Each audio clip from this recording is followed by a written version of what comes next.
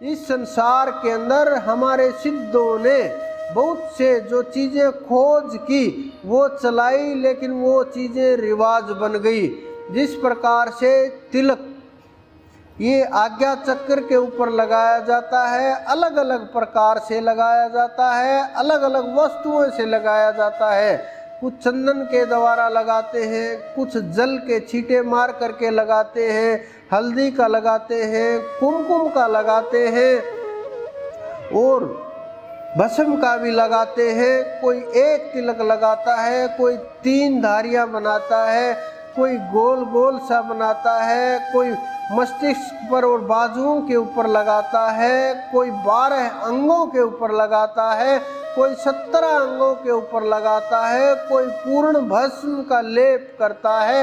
ये अलग अलग प्रकार की साधनाएं सिखाने के लिए हमारे संतों ने ये बताने के लिए कि ये आज्ञा चक्र है, यहाँ जागृति होगी, ये सेंसेशन है, ये पॉइंट है, ये एयरपोर्ट है वहाँ जाने के लिए, ये समझाने के लिए किया। लेकिन ये तो समझ नहीं पाए और बस रीस करते चले गए, एक के पीछे एक दौड़ते चले गए। न तिलक लगाने वालों को पता है क्यों लगा रहे हैं, न तिलक लगवाने वालों को पता है क्यों लगा रहे हैं। ये रिवाज बन गई और इस रिवाज के पीछे का जो हमारे सिद्धों ने कारण खोज किया था, उस कारण को हम समझ नहीं पाए। इसी प्रकार से मंदिरों में हमने देखा पंचामृत बनाया जाता है। आजकल तो चल रहा है मूर्तियों के ऊपर डिब्बे से पानी डालो या नल से पानी चला दो और चल रहा है, लोग भाग भाग करके उसको पी रहे हैं कि चरणामृत मिल गया, और उसको पात्रों में भर भर के घर ला रहे हैं कि चरणामृत मिल गया, बस अब और कोई ज़रूरत नहीं, हमारा घर पवित्र हो जाएगा, हमारा घर बहुत अच्छा हो जाएगा, चरणामृत हाथ लग गया। ये चरणामृत बनाने का तरीका नहीं है। ये चरणामृत क्यों बनाया जाता है? किसी भी रूप में इस संसार के अंदर जितने भी सिद्ध हुए, महापुरुष हुए, जितने भी संत हुए, सब ने एक कल्पना की कि परमात्मा पुरुष रूप में है।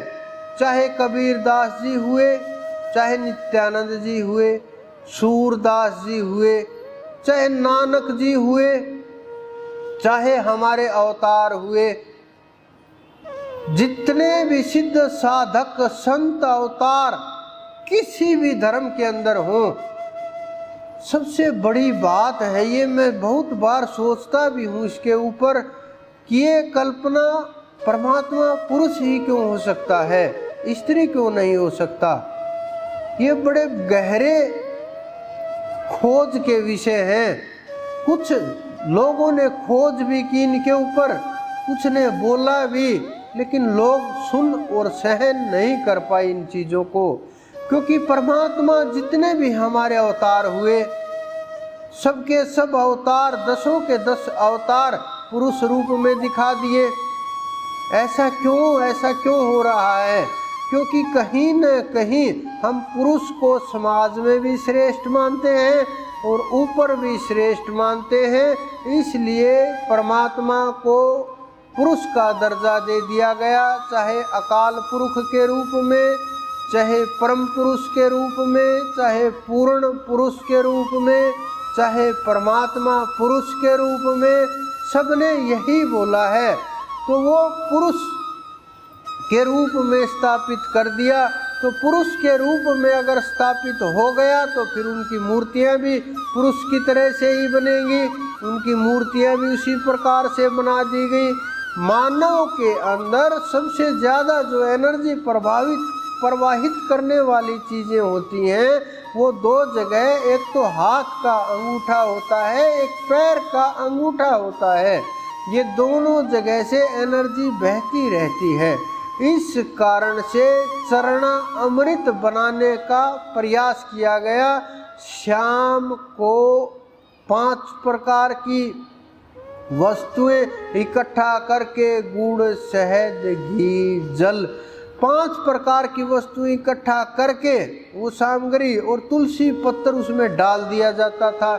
सुबह उसको ऐसा नहीं कि उसके ऊपर पानी छिड़क दिया, बाहर बह के आ गया, मंदिर से मिल गया चरणामृत। मूर्ति के उसमें पैर डाले जाते थे और ये माना जाता था कि ये जागृत मूर्ति है, उसके अंदर प्राण प्रतिष्ठा की जाती थी। प्राण प्रतिष्ठा के कारण से वैसे किसी की औकात नहीं है इस ब्रह्मांड के अंदर कि मूर्ति के अंदर उस परमात्मा की प्राण प्रतिष्ठा कर सके या प्राण प्रविष्टा कर सके, लेकिन बस बोलने मात्र की बात है, मान लेने मात्र की बात है, कह देने मात्र की बात है, अपने मन को समझा लेने मात्र की बात है। तो वो उसको एक प्रकार से ये दिखाया गया कि इसके अंदर से एनर्जी निकल के आती है, उस एनर्जी को ग्रहण करोगे। वो जो पदार्थ इकट्ठे करके शाम को रखे जाते थे वो पॉजिटिव एनर्जी उत्पन्न करते थे, इस कारण से उनको ग्रहण किया जाता था, बांटा जाता था ताकि वातावरण पवित्र रहे। वो कुछ ही सामान बनाया जाता था, आज की तरह से नहीं कि बाहर एक टूटी लगा दी जाए और अंदर से जल डालना शुरू किया जाए, जिसको चरणामृत चाहिए छक करके ले लो। ये चरणामृत नहीं है भाई, ये खेल है बस आपके मन को संतुष्ट करने का, मन से खेलने का, भावनाओं से खेलने का।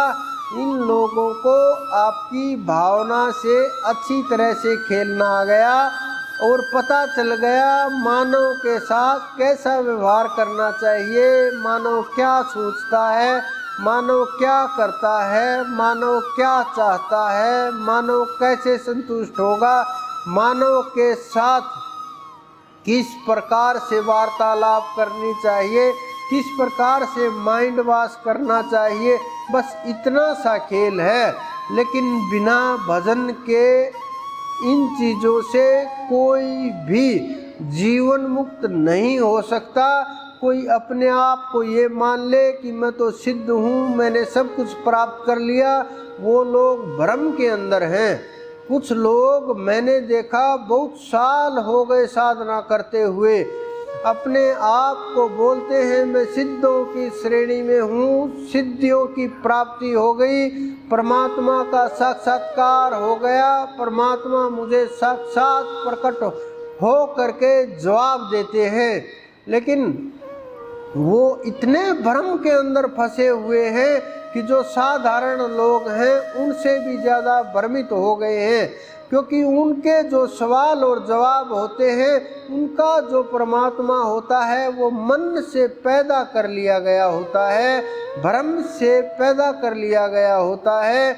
आप ये समझना कि आपके मन के अनुसार अगर कोई रूप है, आपको दिखाई दे रहा है, चाहे किसी देवता का हो, चाहे पितर का हो, गंधर्व का हो, देवादिदेव का हो, या आपके इष्ट का हो, या आपने जिसको परमात्मा मान लिया उसका हो, या गुरु का हो, अगर आपने अपने अनुसार उसको मान लिया, ऐसे हाथ होंगे, ऐसे पैर होंगे, ऐसा जीवन होगा, ऐसे बोलेंगे, ऐसे चलेंगे, ऐसे बातें करेंगे, ऐसे एहसास कराएंगे, ऐसे सपने में दिखेंगे, ऐसे साक्षात में दिखेंगे, ऐसे ध्यान में दिखेंगे, ऐसे सुमरण में दिखेंगे, ऐसा उनका रूप है, ऐसा तेज है, ये जवाब देंगे। मैं ये सवाल करूँगा, ये बहुत गहरे रहस्य की बातें हैं।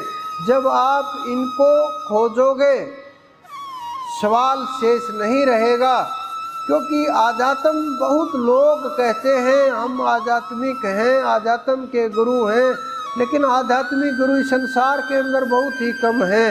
धर्म गुरु बहुत मिल जाएंगे, लाखों करोड़ों में मिल जाएंगे। आध्यात्म को जानने वाले इस धरती के ऊपर बिल्कुल गिनती के जीव हैं, और वो जीव नहीं, वो उस परमात्मा तक पहुंच गए हैं और उनको उस परमात्मा ने अपने चरणों में स्थान दे दिया है।